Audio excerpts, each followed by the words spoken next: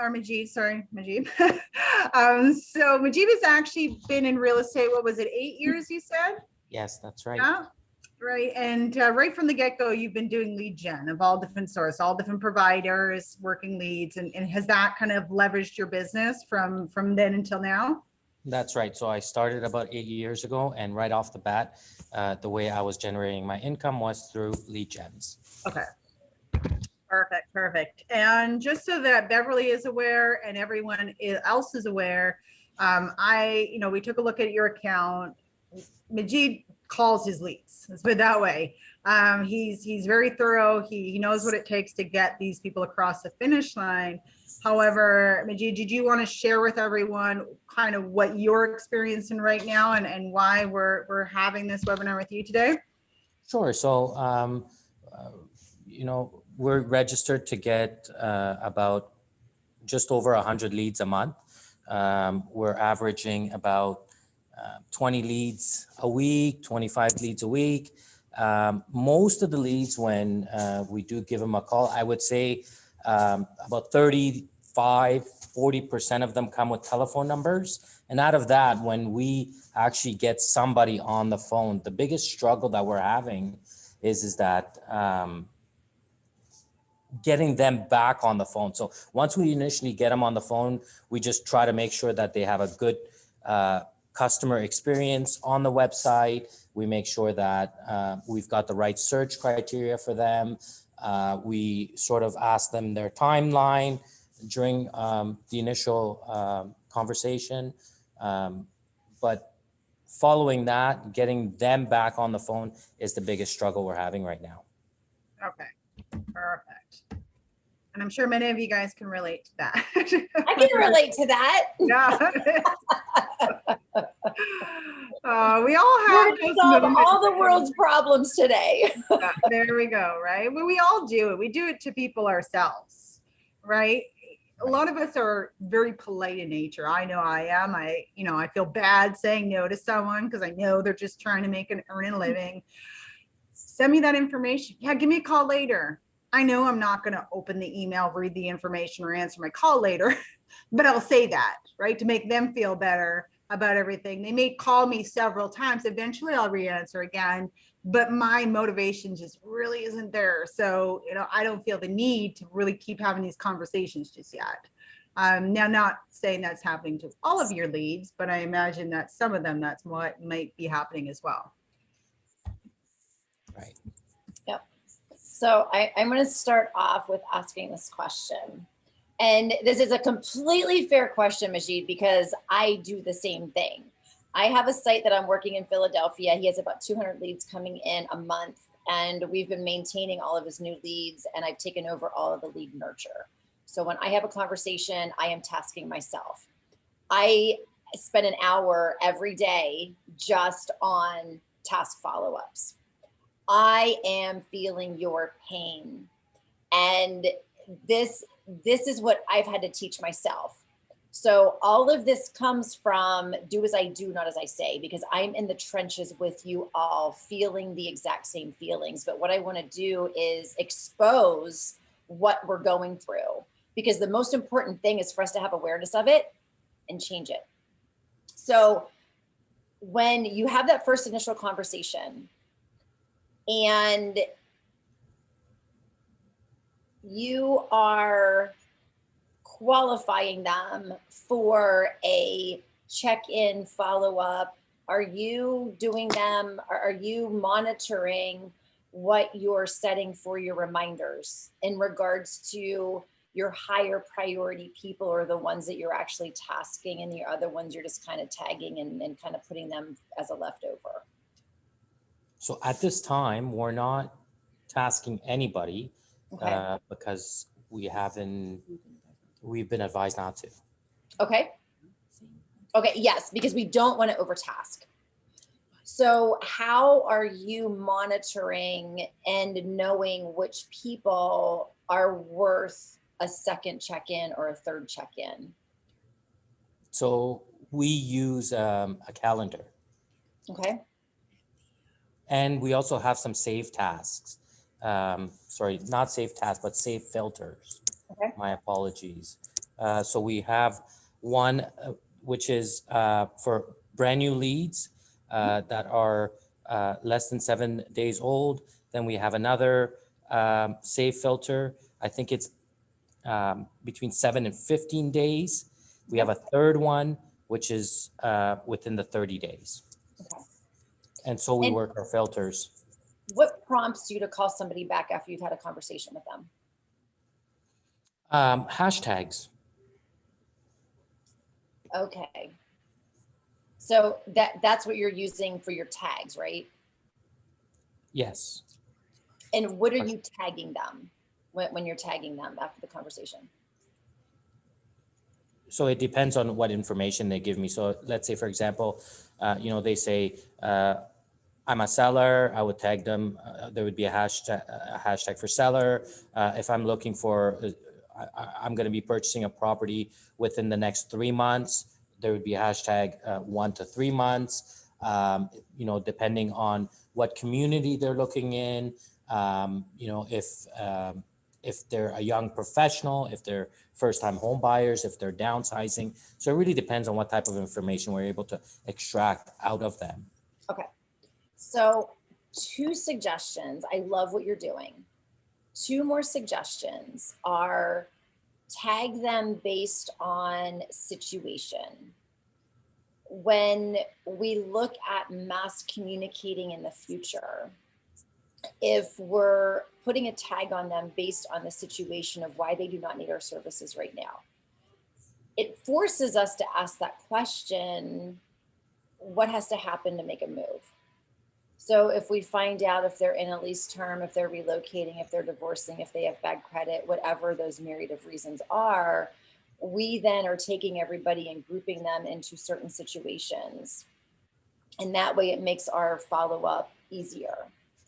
The next piece is I like to take the conversations I'm having and rate them by priority. And how I do that is really based upon the type of conversation I'm having with the lead. If it's a good conversation and it's good energy, we have those conversations where you have the person on the other end of the phone that's so short and so abrupt that you're like, oh my gosh, right? You're like, oh, I just can't wait to like tag them and get them out of the way. But we do have those conversations that's, I was looking and I'm just really frustrated with the market right now. And I just signed a New Year lease. So I signed it in January. My lease is going to be coming up next January. I just want to take a break right now because I know interest rates are great. I know the market conditions are great, but I just can't handle it right now. So I signed another lease. And I'm going to be moving in. My mom has to move in with me because of her health. And I have an 18-year-old daughter. I mean, we get like the whole scenario, right? If we know that we're going to be doing everything that, let me back up. We know that if we do everything we need to do, we have a 70% chance or more of getting that person to settlement. I would set a task because that is kind of front loading your pipeline to say, hey, these people are my absolute priority that I want to check in with. But then you have those other people that I really like you, but I don't know what kind of chance I have of getting you to settlement because there's a lot of variables. My favorite tag that I use is monitor activity. And why I use that tag is it differentiates this group from having to leave a task, but it puts everybody into one group that I can look at from the dashboard from the front to see who's logging in and who's not. I always say that when we acquire a lead, the first objective is find out where they are in the process. And that is the hardest piece to get to, right? Is just getting that conversation to find out where they are in the process. Right. The next challenge is keeping them in your website. So if we're monitoring the activity, that allows us to see if they're actively engaged. So everybody that we have a conversation with, you're taking that concierge approach of service. What would you like me to be sending you? Let's get your email address. Let's make sure that we're sending them or sending you stuff that actually makes sense to you. How often would you like to receive it? when you're looking at your monitor activity group, let's say you have 75 people in there, you can rate it and sort it just based on who's logged in, who hasn't logged in. So that can help you follow up in a very quick manner without having to really think about anything, because I'm going to follow up with the people that are actively looking that I haven't talked to in a couple of months. Hey, just checking in to see if anything's changed. The people that are not looking, those are the ones we have to worry about, because they're out looking somewhere else. They're on someone else's website. They're out there. We have a higher potential of losing them after we've had the conversation. So that's a great way to be able to separate your priorities without overtasking yourself. Does that make sense? It does. Yeah, that's fantastic. Beautiful. So the next question I'm going to ask you, give me an example of someone that you had a great conversation with, and hopefully you're thinking of somebody you had a great conversation with, and you're like, I'm going to check in with them in 2 weeks or in a month, and they don't answer the phone. And then you check in with them in 2 more weeks and they don't answer the phone. So the most recent one that I can mention is Zora. Okay. So I spoke to Zora, I think 4 days ago. I had her on the phone. She had her fiance or her, in the background. We were discussing the area, what type of property, their budget, whether they had a pre-approval in the works. You know, we had a timeline for her. My takeaway was that the next step was I was going to send her, you know, a short list of all the properties that are currently on the market as of that day, which I did. And I was supposed to, my next task was to follow up with her within 24 hours. I called her the next day, and lo and behold, we went to voicemail. So then I tried again in the afternoon. Again, just ring, no answer. Didn't leave any voicemail. So I tried to text message her. So I sent her a text message, did not get a reply. I waited a full 24 hours. Then I reached out to her again with no response. And that's where we're at now. Okay. When you called her the first time, what thoughts went through your mind? Like even before you picked up the phone? First time home buyer, good communication, very straightforward. You could sense a bit of urgency from her. So I just thought overall, very well conversation. You know, what was her time frame? Sorry? What was her time frame? When were they looking? 3 months. 3 months? Okay. So you get off the phone with her, you're feeling really good about this conversation, right? Yes. And you opened up your profile for her and you went to make that second call to follow up with her. What thoughts went through your mind at that point? So number one, to make sure that she received the listings that I sent her. Hopefully she did. Number two, she had time to review the listings with her fiance, and hopefully I can get some feedback. And from the feedback, hopefully we can set an appointment to see a property. When you had that first conversation with her, did you set that expectation of why you would be calling back and what you would be discussing? Okay. So when you opened up her lead profile, I'm asking you to go a little bit deeper here. When you open up that lead profile, before you activated the dialer, what thought went through your mind about calling her and her answering the phone? What did you feel? Any that mental self-talk? I mean, to me, the first thing was, you know, I hope she picks up the phone. Yeah. Right? Yeah. And take it from there. And so then did it go through your mind? Should I leave a voicemail? Do I just hang up and try back again later? So initially, you know, having some lead gen background experience, I was always believed that we should not leave any voicemail if it's a brand new lead. But because I had made contact with her, I did leave her a voicemail saying, hey, it's me. I'm returning, I'm following up with you just to let you know that I've sent out the listings and hopefully you've had a chance to review it. Please give me a call. This is my number. Otherwise, I'll try to reach out to you once again. Perfect. And then, so that was early in the day, and then you tried her back later in the day, right? Later in the afternoon. So I would say maybe 4 or 5 hours later. What were your feelings and thoughts on that phone call? When you were initiating it, how did it make you feel to initiate that call? So initially, I felt fine. I thought, because my first initial follow-up was sort of like mid-morning, late morning.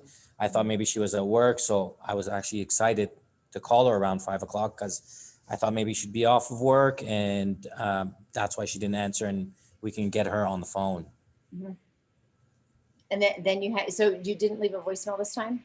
So second time, I did not leave her a voicemail. Okay. But it was going through your mind, like, what should I do? What should I do, right? Correct. Yeah. Yes. And then the third time?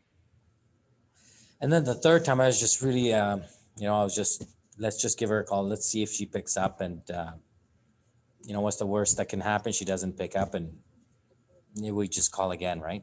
And she didn't pick up. Exactly. Yeah.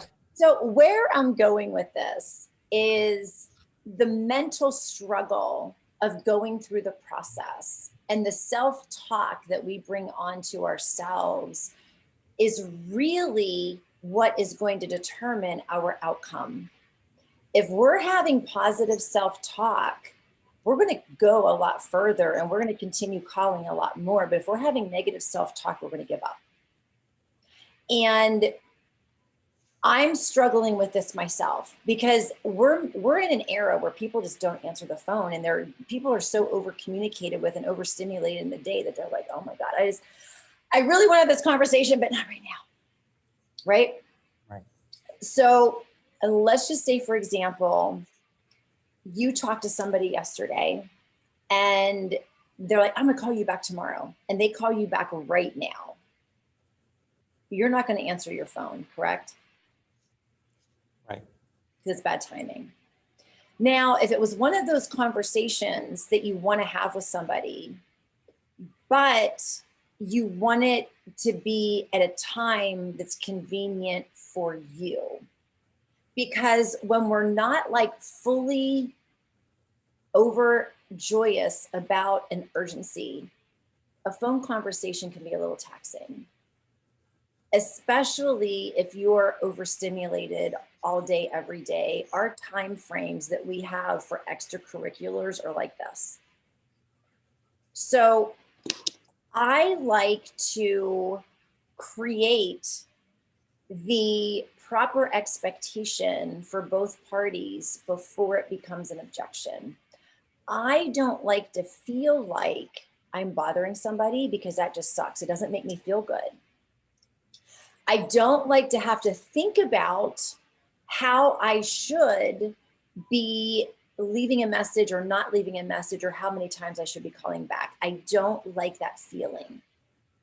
And I don't think anybody likes that feeling. So let's raise some hands here and just, give me a yes if you're identifying with this, because it's not fun. Yes. And it doesn't feel good. And that's why we tend to avoid things that don't make us feel good. Am I talking some truth here, Majid? Does this sound? Yes, definitely. So when we start entering into territories that don't make us feel good, we just don't do it. Because, I would rather not do it and blame myself for not doing something because it feels better, right? Than actually doing it and feeling like, oh my God, I'm bothering these people.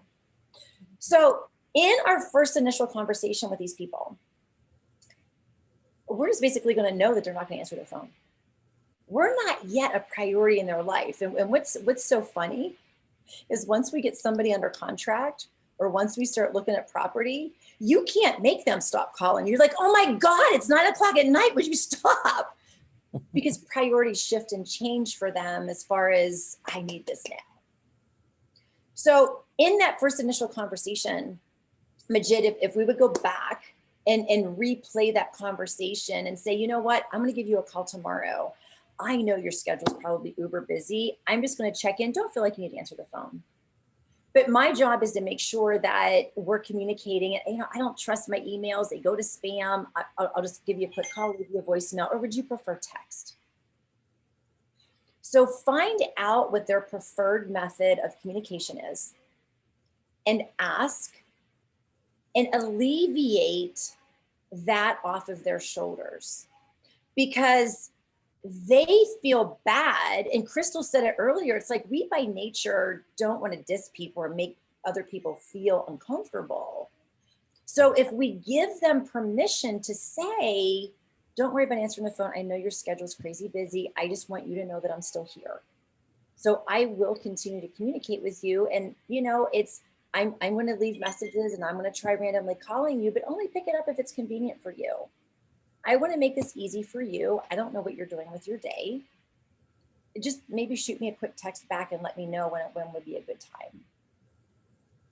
Okay. That way you've alleviated pressure off of them.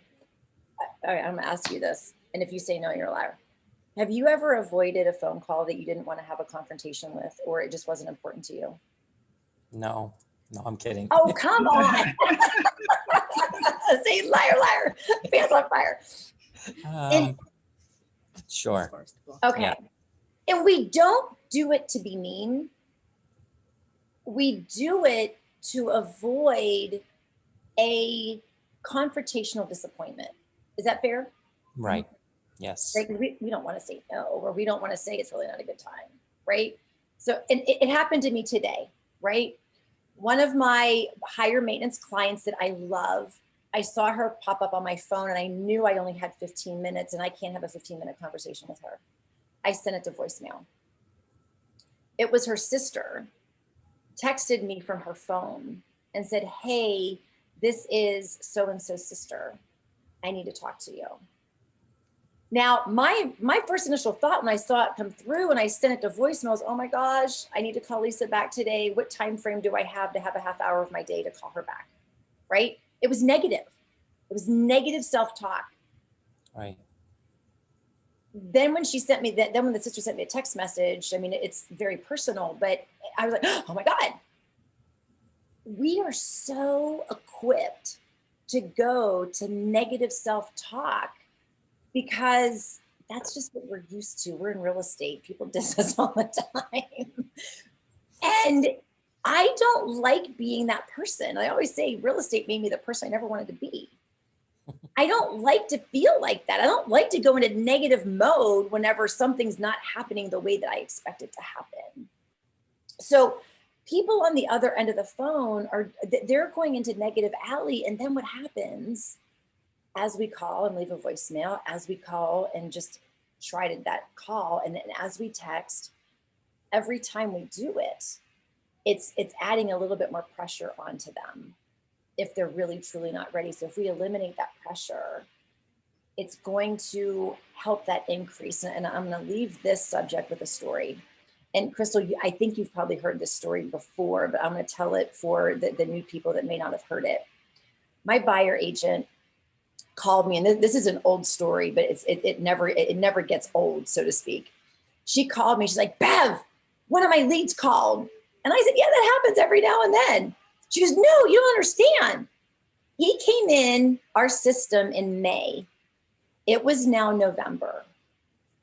And Majid, I'm going to ask you, how many attempts do you think we tried from May to November to call this gentleman without a phone conversation? I'm going to say at least 20 plus, because we can't give up as realtors. Absolutely. Most do. 78. Wow. She counted them. 2 voicemails and 78 attempts. Amazing. Okay. Wow. The reason why he got that many phone calls is because of our system. We were hitting them 10 times within the first 14 days. So that takes it down to 68. And if they are actively looking at properties that we're emailing them and they maintain being active, we called once a week. So every week he was getting a phone call. Every week he was getting a phone call. Every week he was getting a phone call.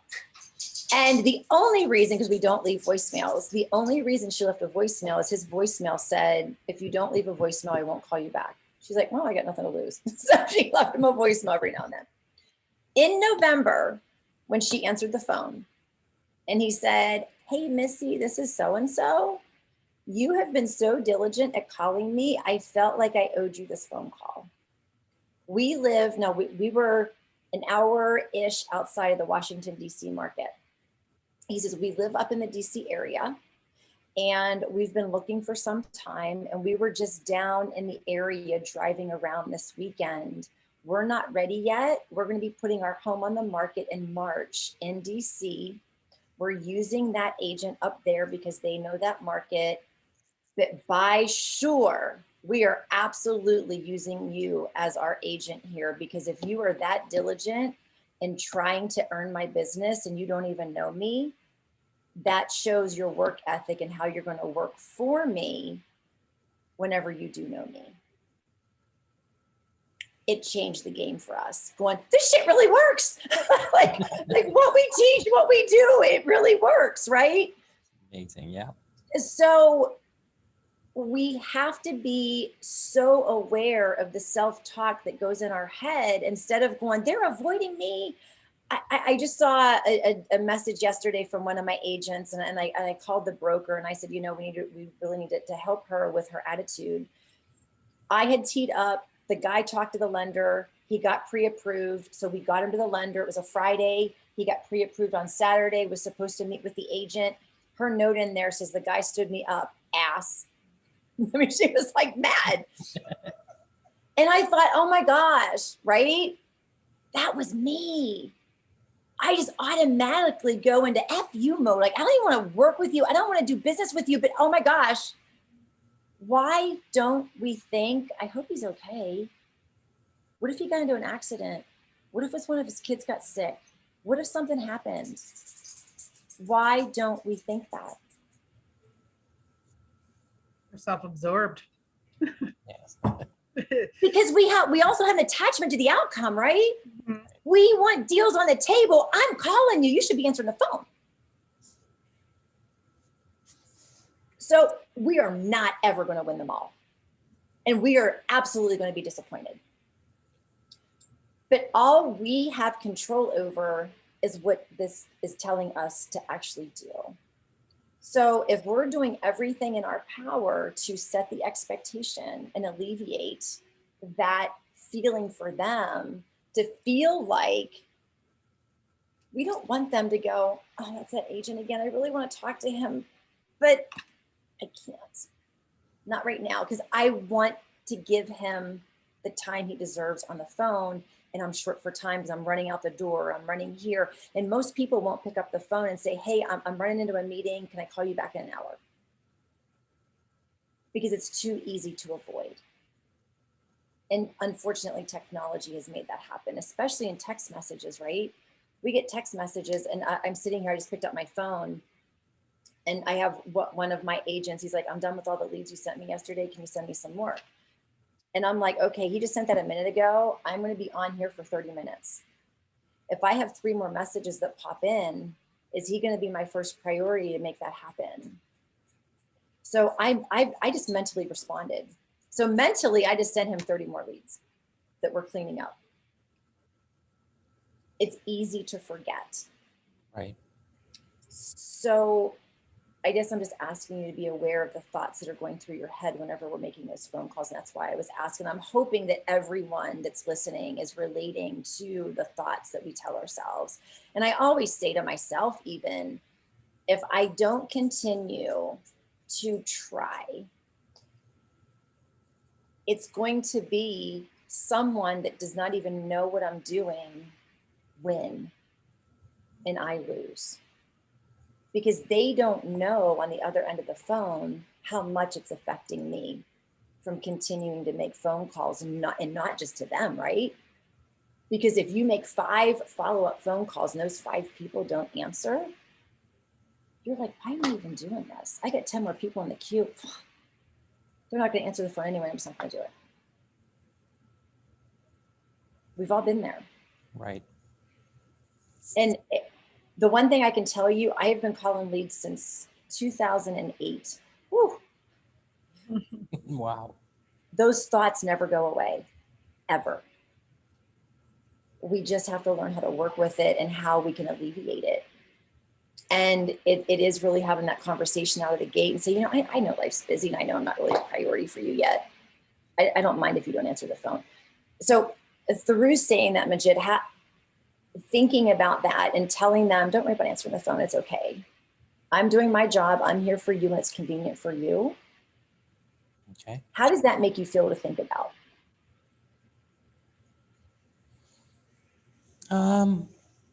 Yeah, I mean, that's our approach. I mean, I mean, as realtors, we can never give up, right? Because as soon as we give up, that's when we lose.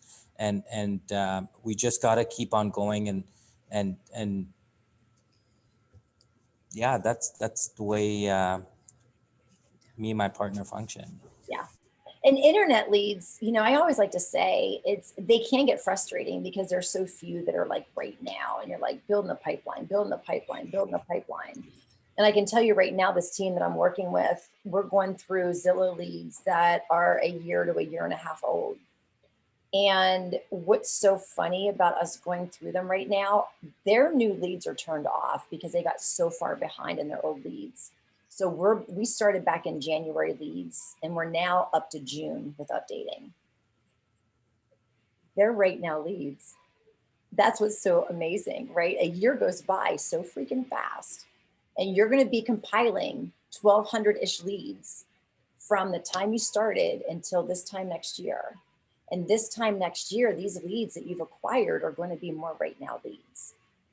So we can't forget what we did a year ago and what these agents are starting to realize, even what I'm starting to realize, because we're working it so intentionally because it's just a different way that we're working the leads right now. But I'm going back.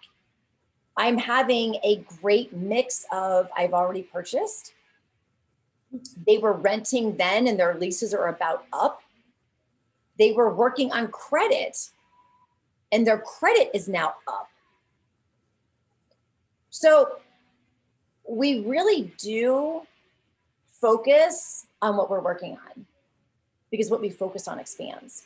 And we tend to forget what we had created 6 months or a year ago. And we don't go backwards because we're too busy going forwards. That shouldn't have been plural. We're too busy going forward. That didn't even make sense when it came out of my mouth. So if we look at our leads collectively, Majid, Yeah. I hear all the time from agents, every single one of my leads are a bad phone number. Okay, was it just maybe the last 3 or is it really, truly every single one? It's over exaggerated. Everyone over exaggerates in everything in life, right? It's Nobody like, answers oh my the God. phone. Everybody's just looking. Exactly. I Because know. again, what does our mind tell us, right? We Yeah. go right to the negative. We go right to what's not happening in Well, our favor. and I think a lot of the time it's easier to blame something else than to look internally to say, what could I be doing different to change the Right. results I'm having? Right? There's always someone else to blame, right? That's the little bit of narcissist in all of us, where it's easier to blame someone else than to hold ourselves accountable for it. Yes. And Majid, I think you're doing everything right. I really do. It's just a matter of the consistency. And the fortunate thing in the industry is speed to lead, speed to lead, speed to lead. That has been so over enforced that we really do focus on the new leads that are coming in. That's the high, right? That was my crack, man. It's like new leads. Oh, find out where they are in the process and then forget about them. Right. I was horrible after the initial conversation because the high was gone. I had that conversation. I already won. I don't want to have to pick it up now and actually carry it and see it through. But I really didn't win because I didn't have the money in my bank account because I didn't follow through.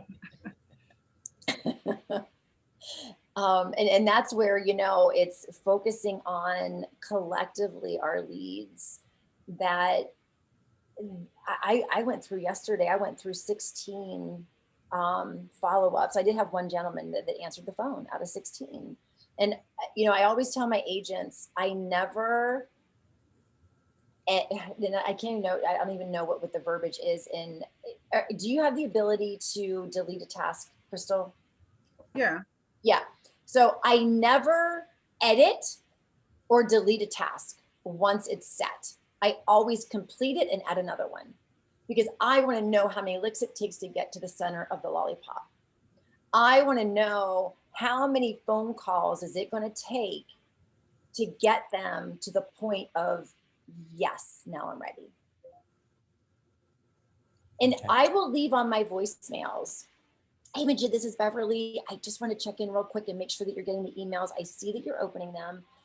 If there's any changes that need to be made, not a big deal. Just wanted you to know that I'm here. Don't want you to forget me. I'll try calling you back again in a week. I'll try calling you back again in a few days. I'll try calling you back next month. I'm going to let you know that I'm going to keep calling you until.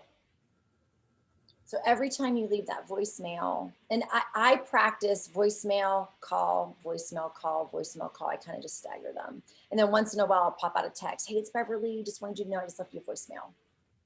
Or, hey, it's Beverly. Just wanted you to know I just tried calling you. I know you're probably super busy. Just want you to know that I'm here if anything's changed. Quick question. How often do you leave voice messages and how often do you text? Everything is situational. And so this happened to me the other day. You have this great conversation and you're all uber excited. You set the task for like next week. And you're like, I can't wait to talk to this person again. I love this person. Then next week comes up and you're like, is it too soon for me to call them? Should I really be calling them today? I just talked to them last week. I don't want to bother them. I might reset it for next week. Do I reset it for Wednesday? This is the honest guy's truth. I just did it yesterday. And I'm like, and I'm like, F it, man. If I go with your gut, when you initially set that reminder based on the conversation, you kind of set and forget because you just set it based on the inspiration in the moment. Go with it. Don't second guess it. Go with it. Okay. Because if we second guess it, we spend 3 minutes trying to, figure it out and then we're not taking action. So what I normally do, everything is situational based on conversation. So I'll ask them, when would you like me to check back in?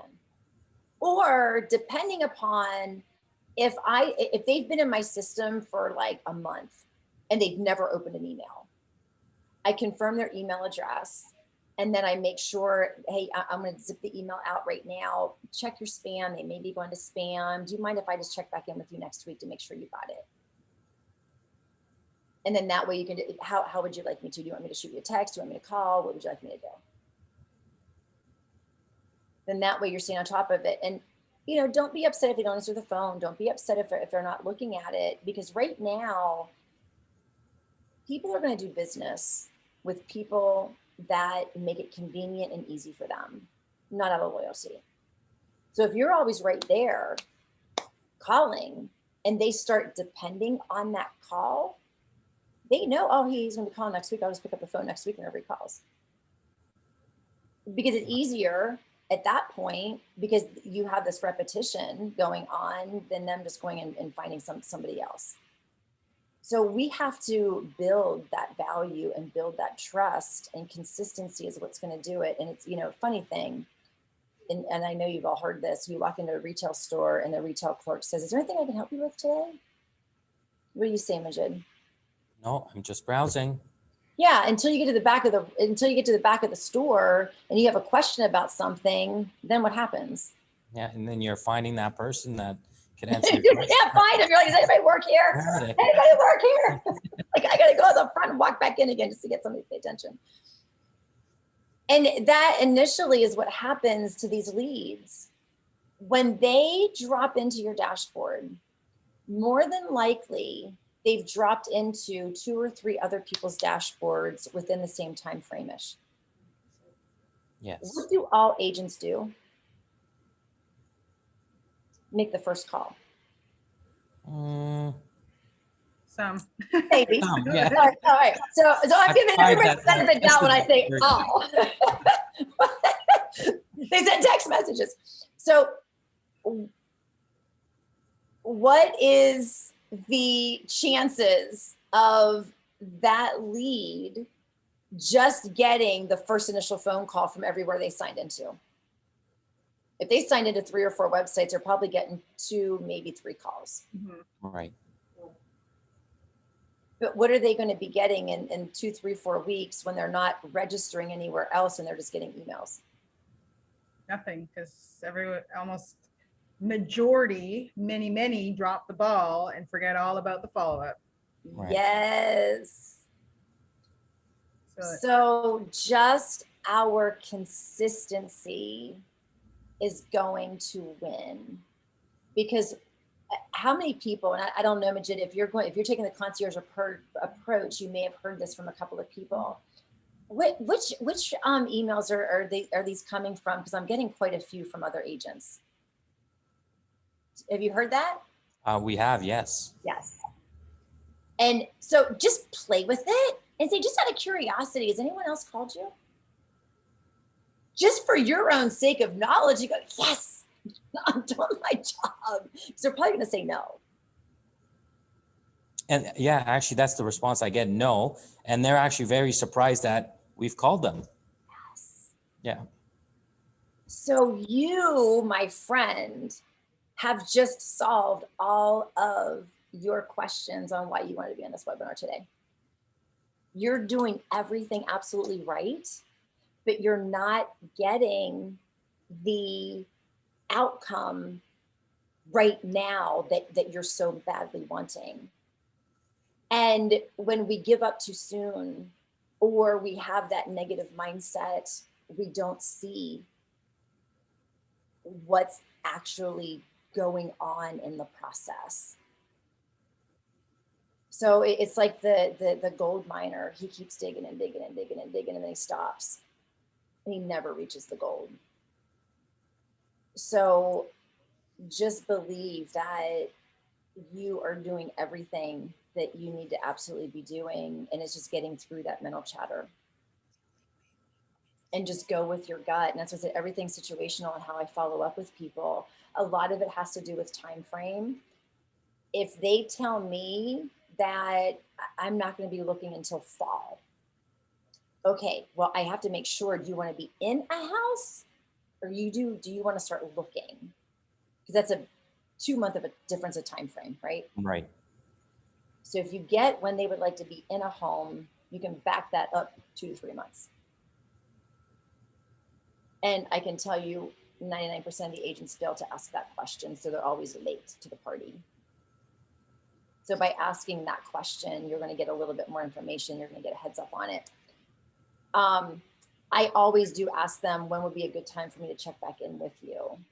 And they'll be honest with you. They'll say, you know what, I'm not doing anything until like October. Would it be fair for me to check in with you in the beginning of August or end of July, just to see if you're still on track? Okay. Because there's nothing worse than to follow up with them when they told you to, and they're like, I already purchased. And they don't do it on purpose. It's just time frames change, life changes, and the unforeseen happens. So always back up the dates that they tell you. So if they say you can check back with me in April, well, would it be okay if I just try mid-March just to see if you're still on track? And have fun with it. Majid, I know you're not going to answer the phone whenever I call you. Nobody does. It's okay. Yeah. Can you answer the phone when I call? Because what I'm going to do, I'm going to call you. I'll leave it. Do you listen to your voicemails, Majid? I do. You do. You're one of the few. So what I'm going to do, Majid, I'm going to leave you a voicemail. Okay. Just don't even worry about it. But I'll shoot you a quick text message just to let you know that I'm here.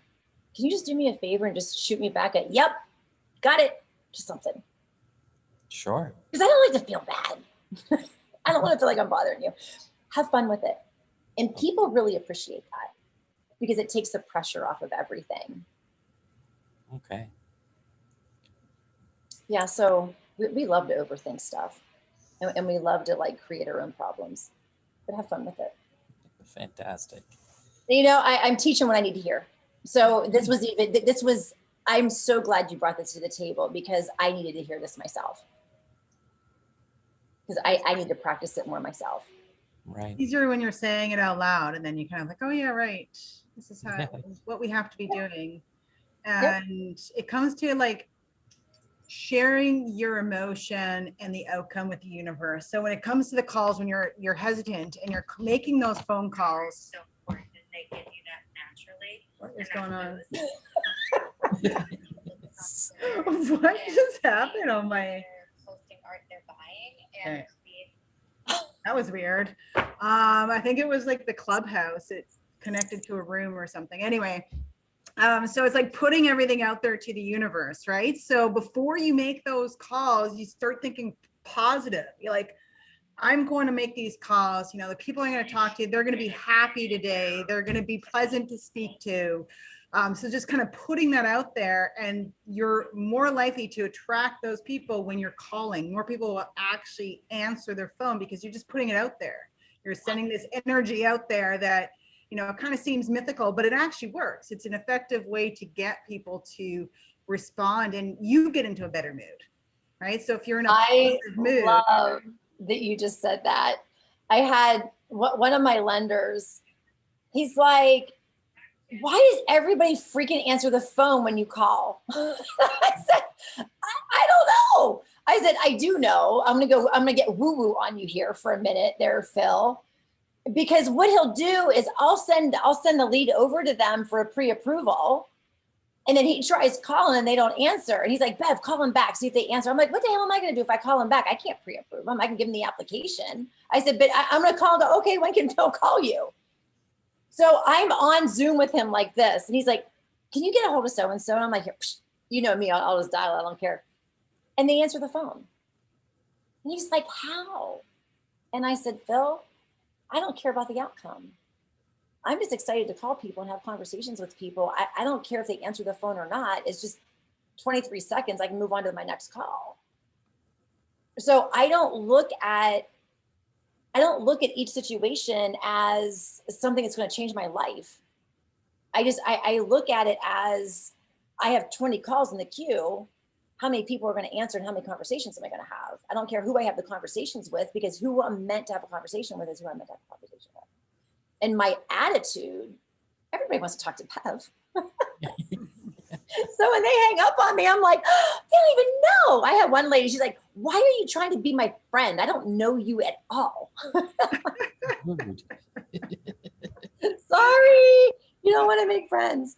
Yes, it has so much to do with what we're putting out there. And that's why I really went into how our negative mindset goes, because it just naturally goes there. We can't help it, right. But we beat ourselves up for it. We're always thinking those negative thoughts before the call. That's what you're going to get on the call. It's not going to be a pleasant call. You've already got it made up in your mind, the outcome. So it's almost like you're going to cater that call and drive it down that path, because that's what you've already predetermined the outcome's going to be. Exactly.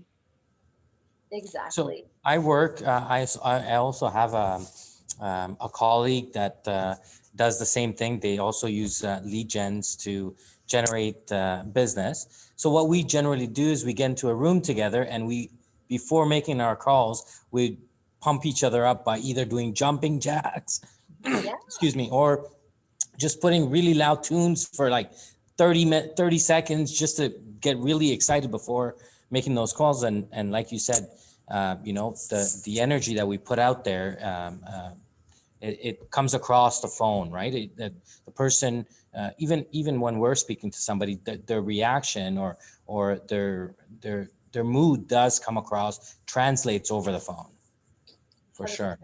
Another thing, I multitask because I make so many calls in a day that I have 2 computer screens and I have another computer. So I have 3 screens open. And on my one computer, I'll have a webinar rolling.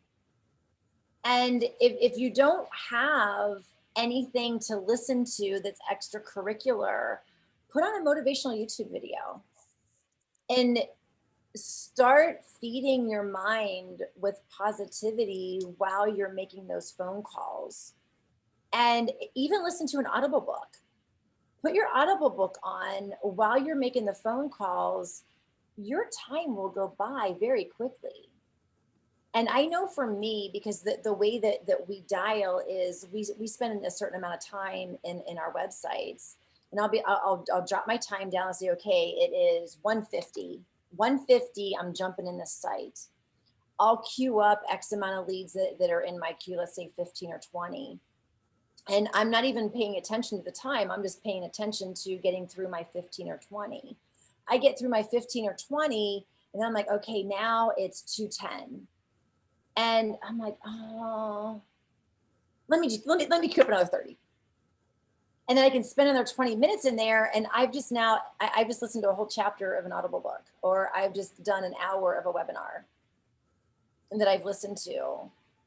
And so whatever you have to do to get your mind right, to get those calls. And that's why I'm such a geek for efficiency, because I don't want to have to think about who I'm calling or what I'm doing. I like it to almost be mind numbing. And when you know what you're going to say, you can be caught right like that, right? Because if I'm calling everybody that I never spoke to, now I can't do that when I'm calling tasks, because I have to pay attention to the note. And one big tip that will make a tremendous difference in your efficiency for your tasks, I'm just thinking about this right now. When you leave your task, leave it very specific to exactly what you need to do and why you're following up right then, so that you don't have to go back and peruse the notes. Because I had found that sometimes depending on how fast I'm trying to roll through or what I'm trying to do, if I just put call back again, I'm like, why am I calling back again? And then I got to spend time and look through the call notes or look through the notes. But if I'm very specific in my task of so this is one, the last, I think I've called 3 people that are in line for a COVID test lately. And they're like, hey, come on over here. I'm like, really? Like, how does that happen? So I'll make a note, call back, was in line for COVID test. So whenever I call them back, I'm like, hey, last time I called you, you were in line for the COVID test. Are you negative? So be very specific in that task, because then you can just whip through your tasks much quicker. And I'll even say, leave a voicemail this time. Don't leave a voicemail this time. Send a text after your call. So be very specific when you're setting that task with exactly what you want to do, why you're doing it, so you don't have to think about it. Okay. And especially in Agent Locator, I love the little calendar at the top where you can jump into the calendar and it shows you right in there. If you put like your 3 buzzwords at the very beginning, you know exactly what to do and why you're following up. So that can be extremely helpful. So yeah, I don't multitask when I'm doing my follow-ups, but when I'm doing my initial dials, I like to have something else going on because it makes the time go by much quicker and it eases the pain whenever you get hung up on. Because it's not fun. I don't like getting hung up on. It just doesn't change my day anymore. No one does. We take it so personally. It's like, I'm going to fill out a form on their website, and then when he calls me, I'm going to hang up on him. Yeah, he likes it. So yeah, we all. Yeah, I don't know why we take it personally, because it's really nothing against us. But it is rejection, right? Because we take it personally because most of us are people pleasers and most of us don't want to make someone uncomfortable. And by them hanging up, we have an identity to that. Mm-hmm. Because we're like, oh, right? We hang up on telemarketers. I don't do that anymore. I just like to kind of play with them on the other end to see how good they are. But we can eliminate our own objections a lot of the times just by what we think. Yep. And flipping it onto the other side and go, oh yeah, I do that too. I don't answer my phone. But yeah, we take it personally because we attach it to something that we've done in our past. Yes. Was that helpful, Majid? That was awesome. Yes. Good. I appreciate that. Thank you. So now he's gonna be like, I'm a follow-up machine. I got it. Let's go.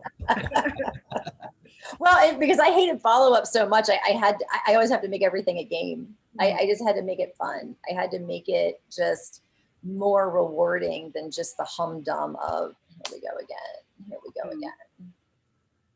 Yeah, You know, I'm always excited to make my calls. It's the highlight of my day. That's what I look forward to, actually. I enjoy making those calls. Individuals. Yeah. It's a unique group for us out there, I think.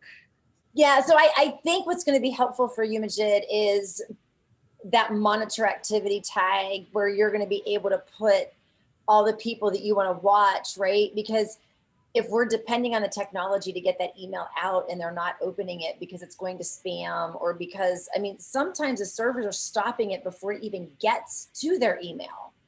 They're not even getting it at all. So if we can stop that and be able to see, oh my God, they haven't logged in since I talked to them like 2-3 weeks ago. And then that way you can work it by the bulk, especially if you enjoy making phone calls, you can just pop everybody in there and just rate them and sort them because you can even sort it by you can go last phone call, least recent, and just work it from there and know who you tried calling in the past. It'll be a really quick way for you to check in with people. Okay. And that's based on the activity column, correct? The last call, no, is on what's at the top of that? In the contact column. Yeah. So you Contact call. Based on last call, show most recent person. Oh, yeah. Okay. Yep. I see that. Yeah. Yep. Okay. So those are, and sometimes I double tag people. Like if I have somebody that says, I'm on hold for right now and I'm not really sure when I want to be looking again, I may put them as on hold, like future opportunity on hold, but I'm also going to monitor their activity. Okay. But monitor activity are only people that I've had casual conversations with, because if they're a high quality, I am going to set a task. And I think in AgentLocator, you could actually monitor activity and set the task, and then you can view if you have an overdue task. So it's kind of your catch net. So if you're walking on a tightrope and you fall off, right? If you fall short on your tasks, you're going to catch it in the monitor activity because you're able to see in a big group who had the task set, and that's your highest priority. Right. Okay. The people that have the tasks. So it's a double way of really monitoring the people that you spoke to, that you want to make sure that they're getting your correspondence. Right. Okay. This was one of my faves. This was a good webinar today. Is there any comments? Awesome. No, everyone's been pretty Questions? quiet so far in the group, so not a whole Because lot we're all of guilty. they're all guilty. I think they're all just taking it in, being like, Damn it. How did she know? How does she know what's going on? But it's the most common thing. And so that's where also, like, you know, certain individuals I'll go through, and I think Majid, we talked about this, is creating follow-up filters. So it just kind of takes the guessing game out of it. We put a tag on them, it just automatically throws them in there. And that's, of course, if you don't have a follow-up task specifically for them. But yeah, that's where the key to success is, really in the follow-up, because no one's doing it, right? So that's really how you're gonna shine and stand out towards anyone else, is because you are consistently reaching out to them just to check in on them, and no one else is. Yep. Right. So they'll all of a sudden want to come around when that person's ready to pull the trigger, but they haven't added any value at that point. All they are sending listings. And if they're getting a ton of phone calls from agents, it's because they just keep logging in and keep logging in and keep logging into all these different places. And they need educated on that. Right. Chris, guilty as charged. Yeah, it's just let them know, you know, and even whenever I have those people on the other end of the phone that say, oh my gosh, I'm getting so many calls from all these different agents, I'm getting so many emails from everybody. I'm like, okay, here's what you do. You never have to talk to anybody again, because I now know what your situation is, and you can just delete all those other emails. I'm going to send you an email right now so you know which website I'm calling from, and I won't call you anymore. So attempt to get them away from logging in elsewhere because they don't realize what they're doing. Right. They have no idea. Awesome. Well, I think a lot of people were able to resonate, and we're going to start following up with their leads and not being so attached to the outcomes, hopefully. Yep. A little more positive, right? We're all guilty as charged in one way, shape, or And form. even if you can't switch it, just have the awareness to know that that's just the story. Yeah. If you're in a bad mood, anxious mood, negative mood, don't call your leads. Yeah, calm tomorrow. Yeah, don't call your leads. Take the day off. Go for a run, do something, call them the Just next don't keep day. repeating that process because all you're doing is putting off the inevitable. Yeah. You're not going to get anywhere. No. Awesome. Fantastic. Well, thank you, Beverly. I will reach out to you because with respect to that pop-up webinar, we'll discuss that as well. But thanks everyone who's participated. And You're welcome. I think is it Jocelyn or Joycelyn? Yeah. I want to thank you, Crystal, for setting up this meeting. Thank you for that. Beverly, a lot of good information. Thank you so much for your time. And let's make those calls. Absolutely. Go get them. Thank you so much, guys. Awesome. Thanks everyone. We'll see Have you a wonderful day. next week. Okay. Bye.